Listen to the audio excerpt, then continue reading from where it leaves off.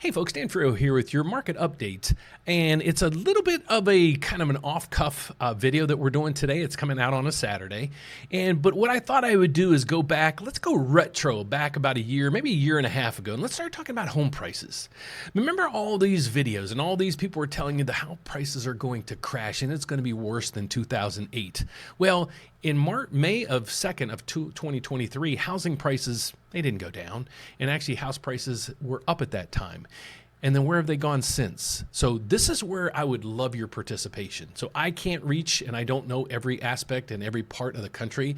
So what I'm asking you guys is if you could participate and let me know down below where you live and what the home prices in your area are doing. I'm really concerned and really kind of intrigued by these house crash videos and why they're getting so much attention when the housing market isn't crashing. It never crashed, and there's no intentions of it crashing any further. So here's my definition before we go any further. My definition of a crash is 30%. Now that's my definition. A lot of other people's don't have that. A lot of people don't even tell you what their percentages are.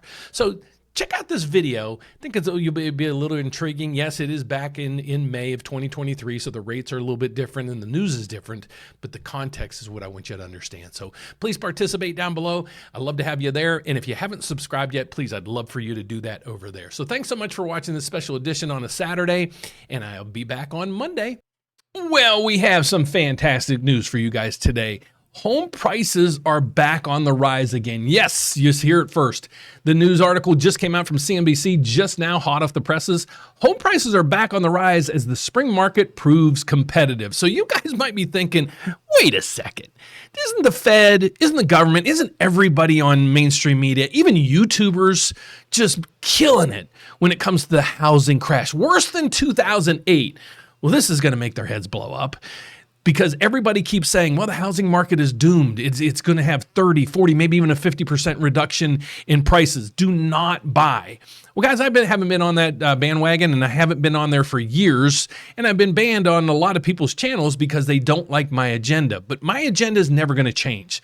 Good folks, my goal here is to teach you guys everything finances, but provide you the facts and kind of dig down a little bit into the details to really pull out the information that we really truly need to see. So without further ado, let's get over to this article, but I want to just show you something. I want to prove a point here. Why does everybody just post everything so negative? You know, the market's crashing, the world's going to end, this is going on, that's going on, because it grabs your attention. That's why. Let's do a quick experiment before we go into this video. Let's just go to Google. Everybody do it with me, well, after this video, and just put in just top news stories. I'm just going to click it. Let's see where it takes us to. I did it previously, yes, but this is going to refresh on basically the new news that's out there. So let's click it. Let's see what information we get. Is it informative? Is it fact-based? Or is it just fear-mongering? Well, you guys decide. So let's get to the first thing. U.S. plans to send 1,500 more troops to southern border. We got a problem at the southern border, so they got to send troops. We'll keep that as a neutral. House Dems move to force a debt limit increase as default looms. Default. Are they going to default? No, they're not going to default. We've never defaulted, and the U.S. will not default on their debt. So this, again, another smokescreen. Oklahoma woman, sex offender controlled daughter's family. Wisconsin woman die in massive Illinois crash caused by dust storm. AOC says Feinstein should resign. Scale of Russia deaths in Ukraine signals trouble for Putin. Do you see my point, folks? If you post out some good news like this, you're not going to get the clicks. But if you throw something out that there was a crash, a bomb, a fire, stabbing, shootings, you'll get plenty of clicks-throughs and views. So now that we have that out of the way, let's get to the facts when it comes to housing. So the first thing you're going to see is home prices in March rose for the third consecutive months on a seasonally adjusted basis. Okay, just is what it is. New listings are 30% lower than pre-pandemic norms for this time of year. New listings, those are homes that are being built, okay? New listings. I think that's what they're referencing on here, but just overall listings, I think, are down 30% as well. Nearly half of homes on the market are selling within 2 weeks. Are you kidding me? So I talk to realtors every day, believe it or not. And most of the country is still seeing multiple offers on properties. We're talking not one or two, We're talking 5 to 10 bids on a property, and that's pretty excessive, and that's not usually the norm. So when you're seeing nearly half of the homes on the market are selling within 2 weeks, that still says the demand is very, very strong, or there's just nothing out there. So when somebody finally picks one, they'll just grab it and run with it. Okay, so that might be what's going on. But let's go really dig down into the details. Home prices rose a seasonally adjusted 0.45 in March from February, according to an early look from Black Knight. Okay, so we got that part. But just 5 months ago, prices were declining on a seasonally adjusted month-over-month basis in 92% of all the U.S. major markets. Okay, so 92% of the country saw prices dropping in the past few months or so. All right. Fast forward to March, and the situation has done literally a 180, with prices now rising in 92% of the markets in February. Where is the crash, folks? That's what I still don't understand. And that's why I'm trying to educate you guys. Now, people on YouTube ban me. People all over the place have banned me because I'm not on this bandwagon of the world crashing, because my goal here is to educate you guys with the facts, okay? Of the nation's 50 largest housing markets by population, just Austin, Salt Lake City, and San Antonio are seeing prices fall month over month. Prices in Phoenix and Dallas are flat. So watch when you have those come out and say, well, look, let's just pick Austin is crashing. Salt Lake City. I could have told you Austin was going to drop. I could have told you Salt Lake City is going to drop, and San Antonio. Even check my prediction video at the beginning of the year. I said the markets that saw 20, 30, 40% increase in values over the last 2 years are going to get hit. Those are specifically the markets that are getting hit. Now, California is an anomaly.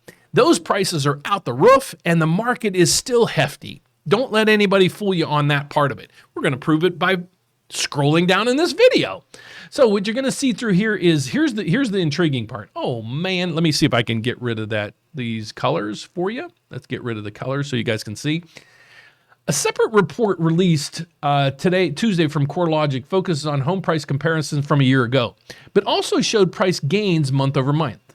Prices in March were just over 3% higher than last year nationally.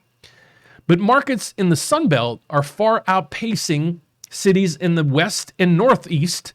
Prices in Miami were up nearly 15% from a year ago. Okay, so it is 15%. I thought it said 1.5%. It is 15%.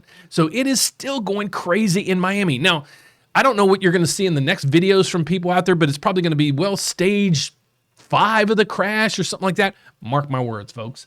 Meanwhile, prices in 10 states are lower than they were last March, according to CoreLogic. Here they are. Washington, down 7%.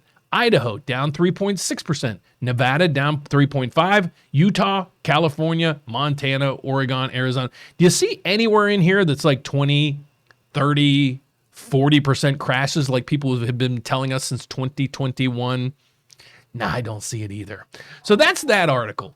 Let's get over to the next piece of this puzzle. What I want to show you is active listings. Now, guys, the reason why I'm doing this is just to inform you guys how tight the market is still out there, and there is still competitive bidding wars. So let's just go back a couple years. We're going to go back right into this time frame. Let's just go back to pre-pandemic, August of 2019. I'm just grabbing this number. There's 1.2 million homes on the market. Okay, where are we right now that everybody is saying there's not a shortage? Well, let's go over here. Well, let's look at it again. 1.2 million. Let's go back a couple more years. 1.3 million. 1.3 million. 1.4 million. Just to give you some context in here, even the lows, 1.1 million. Where are we now? 562,000? That's a third of where we were over here. Okay, guys, I'm going to kind of leave it at that because there's no use even going in even further. Either you believe the data that you're seeing here, or you're going to continue to watch those out there that are saying the world is ending and, there's no way you should rent for the rest of your life. You might even want to check in and see, what do those people do for a living? Are they real estate investors? Maybe not wanting you to buy? Are they, I don't get their agenda. Or are they just making too much money doing what they're doing, promoting that false narrative? So you guys decide. I'm here just to provide the facts, and hopefully you enjoy the facts and you continue to subscribe and watch my videos. Thank you so much, guys, for watching. I just did this video today just to give you guys some relief. The banking system isn't crashing and the housing market isn't crashing as well. Take care, guys. See you soon. Bye-bye.